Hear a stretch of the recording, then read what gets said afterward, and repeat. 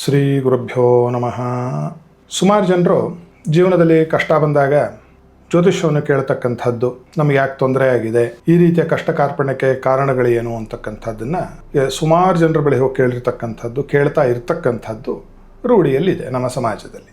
ಇದರಲ್ಲಿ ಏನಾಗುತ್ತೆ, ಸುಮಾರು ಜನ ಜ್ಯೋತಿಷ್ಯರು ಜಾತಕಗಳನ್ನು ನೋಡಿದಾಗ ಹೇಳ್ತಾರೆ, ನಿಮ್ಮ ಜಾತಕದಲ್ಲಿ ಯಾವ ಯೋಗಾನೂ ಇಲ್ಲ, ಇದು ದರಿದ್ರವಾಗಿರ್ತಕ್ಕಂತಹ ಜಾತಕ, ಪೂರ್ತಿ ದರಿದ್ರ, ಅಭುಕ್ತ ಮೂಲದಲ್ಲಿ ಹುಟ್ಟುಬಿಟ್ಟಿದೆ ಮಗು, ಈ ಜಾತಕಕ್ಕೆ ಯಾವ ಒಳಿತು ಆಗ್ತಕ್ಕಂಥ ಲಕ್ಷಣಗಳೇ ಇಲ್ಲ ಅಂತ ಹೇಳಿ ಕೇಳಿದವರನ್ನು ಇನ್ನಷ್ಟು ಹೆದರಿಸಿ ಕಳಿಸಿರ್ತಕ್ಕಂಥದ್ದು ನಮ್ಮೆಲ್ಲರಿಗೂ ಗೋಚರವಾಗಿರ್ತಕ್ಕಂಥ ವಿಚಾರ. ಏನಿದರ ಅರ್ಥ? ನಿಜವಾಗಲೂ ಜಾತಕಗಳಲ್ಲಿ ದರಿದ್ರ ಯೋಗ ಅನ್ನೋದು ಅಥವಾ ಏಳಿಗೆಗೆ ಬರದೇ ಇರತಕ್ಕಂತಹ ಯೋಗಗಳು ಇರುತ್ತೇ? ಇದು ಮೂಲಭೂತವಾದ ಪ್ರಶ್ನೆ. ಆ ಥರ ಇದ್ದರೆ ಇಡೀ ಜೀವನ ಅವನು ಕಷ್ಟವಾದ ಕಾರ್ಪಣ್ಯದಲ್ಲೇ ಕಳೀಬೇಕಾ ಅಂತ ಹೇಳಿ ಶಾಸ್ತ್ರ ಹೇಳುತ್ತೆ, ಇಲ್ಲ. ಎಂತಹ ಕಷ್ಟ ಕಾರ್ಪಣ್ಯ, ದರಿದ್ರ, ತೊಂದರೆ ಇರತಕ್ಕಂತಹ ಜಾತಕಕ್ಕೂ ಕೂಡ ಅದ್ಭುತವಾದ ಧನಯೋಗ ಬರತಕ್ಕಂತಹ ಕೆಲವು ವಿಚಾರಗಳನ್ನು ಅಳವಡಿಸಿಕೊಂಡ್ರೆ ಉಂಟಾಗುತ್ತೆ ಅಂತ. ಬರೀ ಪೂಜೆ ಪುನಸ್ಕಾರ ಯಜ್ಞಯಾಗಾದಿಯಿಂದ ಅಥವಾ ಯಾವುದೋ ಒಂದು ಕಲ್ಲು ಹಾಕ್ಕೊಳ್ಳೋದ್ರಿಂದ ಆಗೋದಿಲ್ಲ. ಜೀವನದಲ್ಲಿ ಆ ಜಾತಕರು ನಿಜವಾಗಿ ಜ್ಯೋತಿಷ್ಯ, ಈಗ ನಾನು ಪ್ರತಿಪಾದನೆ ಮಾಡಲಿರುವ ವಿಚಾರವನ್ನು ತಿಳಿದ ಜ್ಯೋತಿಷ್ಯನಿಂದ ತಿಳಿದುಕೊಂಡು ಜೀವನದಲ್ಲಿ ಅದನ್ನು ಅಳವಡಿಸಿಕೊಂಡ್ರೆ ಅವರು ನಿಜವಾಗ್ಲೂ ದರಿದ್ರದಿಂದ, ಕಷ್ಟ ಕಾರ್ಪಣ್ಯ ಎಲ್ಲದರಿಂದಲೂ ಹೊರಬರಬಹುದು. ಜಾತಕ ಅನ್ನೋದು ಏನು ಹೇಳುತ್ತೆ ಅಂತಂದ್ರೆ, ನಿಮ್ಮ ಜೀವನದಲ್ಲಿ ನೀವು ಏನನ್ನು ಪಡೆದುಕೊಂಡು ಬಂದಿದ್ದೀರಿ, ನಿಮ್ಮ ಪೂರ್ವ ಜನ್ಮದ ಕರ್ಮ ಫಲದಿಂದ ನೀವು ಏನನ್ನು ತೆಗೆದುಕೊಂಡು ಬಂದಿದ್ದೀರಿ. ಗಿವನ್ ಡೇಟಾ ಅಂತ ಹೆಸರು ಇದಕ್ಕೆ, ಬ್ರಾಡ್ ಫಾರ್ವರ್ಡ್ ಅಂತ ಹೆಸರು, ಇದಕ್ಕೆ ಸಂಚಿತ ಅಂತ ಹೆಸರು. ಪಾಸ್ಬುಕ್ ಅಲ್ಲಿ BF ಅಂತ ಇರುತ್ತೆ, ಅಂದ್ರೆ ಹಿಂದಿನ ಪೇಜಿಂದ ಮುಂದಿನ ಪೇಜ್ಗೆ ಬಂದಾಗ ಒಂದು BF ಅಂತ ಹಾಕ್ತಾನೆ, ಬ್ರಾಡ್ ಫಾರ್ವರ್ಡ್. ಅದನ್ನು ತಂದಿದ್ದು ಒಂದು ಪೇಜ್ ಮುಗಿದೋಯ್ತು, ಹಿಂದಿನ ಜನ್ಮ ಮುಗಿದೋಯ್ತು, ಈ ಜನ್ಮಕ್ಕೆ ಬಂದಿದ್ದೀರಿ, ಏನೇನನ್ನು ಪಡೆದುಕೊಂಡು ಬಂದಿದ್ದೀರಿ ಅಂತಕ್ಕಂಥದ್ದಷ್ಟೇ. ಪಾಸ್ಬುಕ್ ಅಲ್ಲಿ ಈಗ ಬ್ರಾಡ್ ಫಾರ್ವರ್ಡ್ ಅಲ್ಲಿ ಅವ್ರು ಏನು ಅಂತ ಬರೆದ ನಂತರದಲ್ಲಿ ಅದನ್ನು ಹೆಚ್ಚು ಕಡಿಮೆ ಮಾಡ್ಕೊಳ್ಳೋದು ಯಾರ ಒಂದು ಹತೋಟಿಯಲ್ಲಿದೆಯಪ್ಪ? ನಮ್ಮೆಲ್ಲರ ಹತೋಟಿಯಲ್ಲಿದೆ. ಆ ದುಡ್ಡನ್ನು ಜಾಸ್ತಿನೂ ಮಾಡ್ಕೋಬಹುದು, ಅಷ್ಟನ್ನು ಡ್ರಾ ಮಾಡಿ ಕಳ್ಕೊಂಡು ಅಕೌಂಟು ಕ್ಲೋಸ್ ಮಾಡ್ಕೊಂಡು ಹಾಳಾಗಿ ಹೋಗಬಹುದು ಒಬ್ಬ ಮನುಷ್ಯ. ಅದೇ ರೀತಿಯಾಗಿ ಜಾತಕ ಏನು ಹೇಳುತ್ತೆ ಅಂದರೆ, ಉದಾಹರಣೆಗೆ ಅದಕ್ಕೆ ಇನ್ನೊಂದು ಉದಾಹರಣೆ ಕೊಡ್ತೀನಿ. ಅಡಿಗೆ ಮನೆಯಲ್ಲಿ, ನಿಮ್ಮ ಅಡಿಗೆ ಮನೆಯಲ್ಲಿ ಏನೇನು ಅಡಿಗೆ ಸಾಮಗ್ರಿ ಇದೆ ಅಂತಕ್ಕಂಥದ್ದು. ಏನೇನು ಅಡಿಗೆ ಸಾಮಗ್ರಿ ಇದೆ? ಈಗ ಉದಾಹರಣೆಗೆ ಒಬ್ಬರ ಮನೆಯಲ್ಲಿ ಅಕ್ಕಿ ಇತ್ತು, ಬೇಳೆ ಇತ್ತು, ಉಪ್ಪು ಇತ್ತು, ಖಾರ ಇತ್ತು, ಹುಣಸೆ ಹಣ್ಣಿತ್ತು, ಆಮೇಲೆ ಸಾಸಿವೆ ಇತ್ತು, ಎಣ್ಣೆ ಇತ್ತು, ಸ್ಟವ್ ಇತ್ತು, ಪಾತ್ರೆಗಳಿತ್ತು. ಏನು ಮಾಡ್ಬೋದು ಇದರಲ್ಲಿ? ನೀವು ಅನ್ನ ಮಾಡ್ಬೋದು, ಸಾರು ಮಾಡಬಹುದು, ಅಥವಾ ಬಿಸಿಬೇಳೆ ಬಾತ್ ಮಾಡಬಹುದು. ನಾನು ಇದನ್ನು ಪಾಯಸ ಮಾಡ್ತೀನಿ ಅಂತ ಹೋಗೋಂಗಿಲ್ಲ, ಯಾಕಂದ್ರೆ ಸಕ್ಕರೆ ಬೆಲ್ಲ ಇಲ್ಲ, ತುಪ್ಪ ನಿಮ್ಮ ಹತ್ರ ಈ ನಾನು ಹೇಳಿದ ಲಿಸ್ಟಲ್ಲಿ. ಇದು ನಿಮ್ಮ ಜಾತಕ. ನೀವೇನು ಮಾಡಬೇಕೀಗ? ಕೊಂಡು ಬಂದು ಮಾಡಬೇಕು, ರೆಡಿಮೇಡ್ ಅಲ್ಲ.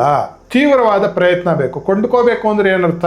ಅದಕ್ಕೆ ಹೆಚ್ಚಿನ ಹಣವನ್ನು ವ್ಯಯ ಮಾಡಿ ತರಬೇಕು. ನಿಮ್ಮ ಮನೆಯಲ್ಲಿ ಇಲ್ಲ, ನಿಮ್ಮ ಜಮೀನಲ್ಲಿ ಆ ತರಕಾರಿ ಬಿಡ್ತಿಲ್ಲ.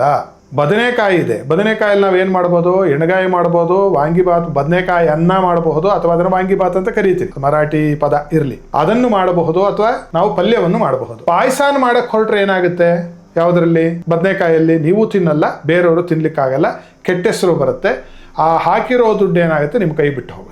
ಇದೇ ರೀತಿಯಾಗಿ ಒಂದು ಜಾತಕದಲ್ಲಿ ಬದನೆಕಾಯಿ ಮಾತ್ರ ಇದ್ದರೆ ಜ್ಯೋತಿಷಿಯಾದವನವ್ರಿಗೆ ಏನು ಹೇಳಬೇಕು ಅಂದರೆ, ಅಯ್ಯ ನೀನು ಪಾಯಸ ಮಾಡುವ ಗೋಜಿಗೆ ಹೋಗಬೇಡ, ನೀನು ಫಸ್ಟ್ ಕ್ಲಾಸ್ ಎಣ್ಣೆಗಾಯಿ ಮಾಡೋ ಪ್ರಯತ್ನವನ್ನು ಮಾಡು. ಅಯ್ಯೋ ನನಗೆ ಗೊತ್ತಿಲ್ಲ ಸ್ವಾಮಿ, ನಾನು ಪಾಯಸ ಮಾಡೋ ಅಭ್ಯಾಸ ಅಂದರೆ ಕಲ್ತ್ಕೋಬೇಕು. ಹೊಸದಾಗಿರ್ತಕ್ಕಂಥದ್ದು ಊಟ ಮಾಡಕ್ಕೆ ಬರ್ತಿತ್ತ ನಮಗೆ ಹುಟ್ಟಿದ ತಕ್ಷಣ?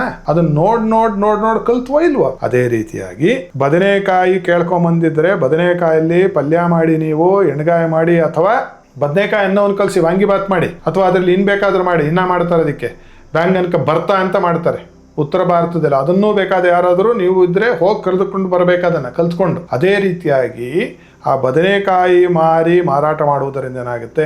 ಏನಯ್ಯ ಇಷ್ಟು ಚೆನ್ನಾಗಿ ಮಾಡ್ತೇನೆ ಬದನೆಕಾಯಿ ಅಂತ ಹೇಳಿ ಪಾಯಸಕ್ಕೆ ಯಾರು ಎಷ್ಟು ಹಣ ಕೊಟ್ಟಿದ್ರೋ ನಿಮ್ಮ ಬದನೆಕಾಯಿ ಪಲ್ಯಕ್ಕೂ ಅಷ್ಟೇ ಹಣವನ್ನು ಕೊಟ್ಟು ತೆಗೆದುಕೊಂಡು ಹೋಗ್ತಾರೆ ನಾಳೆ ದಿವಸ ಜನ. ಈ ಬದನೆಕಾಯಿ ಇರೋರ ಕೈಲಿ ಪಾಯಸ ಮಾಡಿಸಿದ್ರೆ ದರಿದ್ರ ಬರುತ್ತೆ. ದರಿದ್ರ ಯೋಗ ಅಂದ್ರೆ ಇದು. ಜಾತಕದಲ್ಲಿ ಜೀವನದಲ್ಲಿ ಉದ್ಧಾರಣೆ ಆಗಲ್ಲ ಅಂದ್ರೆ ಇದು. ಯಾಕೆಂದ್ರೆ ಅವ್ರ ಪ್ರಯತ್ನ ಏನು ಮಾಡ್ತಿರ್ತಾರೆ, ಅವರು ಬದನೆಕಾಯಲ್ಲಿ ಪಾಯಸ ಮಾಡಕ್ಕೆ ಹೋಗ್ತಿರ್ತಾರೆ, ಅಥವಾ ಬರೀ ಸಕ್ಕರೆಯನ್ನ ಇರೋನು ಏನು ಮಾಡಿದ್ರೆ ಚಿತ್ರಾನ್ನ ಮಾಡಕ್ಕೆ ಹೋಗ್ತಿರ್ತಾನೆ. ಅದು ಸಿಹಿ ಆಗ್ತಾ ಇರುತ್ತೆ, ಬಿಟ್ರೆ ಅದು ಹುಳಿ ಖಾರ ಏನೂ ಇರಲ್ಲ ಅದರಲ್ಲಿ. ಇದನ್ನು ಕಂಡು ಹಿಡಿದು ಯಾರು ಏನನ್ನು ಮಾಡಬೇಕು ಪ್ರತಿ ಸ್ತರದಲ್ಲೂ ಕೂಡ, ಅದು ಉದ್ಯೋಗ ಆಗಿರ್ಬೋದು, ವ್ಯಾಪಾರ ಆಗಿರಬಹುದು, ಮಕ್ಕಳ ವಿಚಾರದಲ್ಲಿ ಆಗಿರಬಹುದು, ಮದುವೆ ವಿಚಾರದಲ್ಲಿ ಆಗಿರಬಹುದು, ಮನೆ ಕಟ್ಟುವ ವಿಚಾರದಲ್ಲಿ ಆಗಿರಬಹುದು, ಯಾರಿಗೆ ಯಾವುದು ಹೊಂದುತ್ತೆ. ಇದು ಬಟ್ಟೆ ತರ.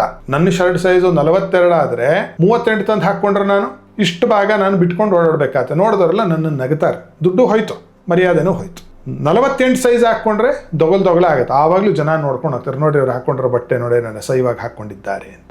ಅದೇ ರೀತಿಯಾಗಿ ಒಬ್ಬ ಮನುಷ್ಯನಿಗೆ ಯಾವ ಹೆಣ್ಣು ಅಥವಾ ಗಂಡಿನ ಜೊತೆ ಮದುವೆ ಹೊಂದುತ್ತೆ, ಯಾವ ಕಾಲದಲ್ಲಿ ಮಕ್ಕಳ ಆಗುವ ಯೋಗ ಹೊಂದುತ್ತೆ, ಯಾವ ಭೂಮಿ ಯಾವ ಮನೆ ಹೊಂದುತ್ತೆ, ಯಾವ ಉದ್ಯೋಗ ಹೊಂದುತ್ತೆ, ಇದನ್ನು ಮೊಟ್ಟ ಮೊದಲಲ್ಲಿ ತಿಳಿಸಿಕೊಡ್ತಕ್ಕಂಥದ್ದಕ್ಕೆ ಜ್ಯೋತಿಷ. ಆಗ ದರಿದ್ರದಿಂದ ಶ್ರೀಮಂತಿಗೆ ಅವರನ್ನು ನಾವು ಕರೆದುಕೊಂಡು ಬರಬಹುದು.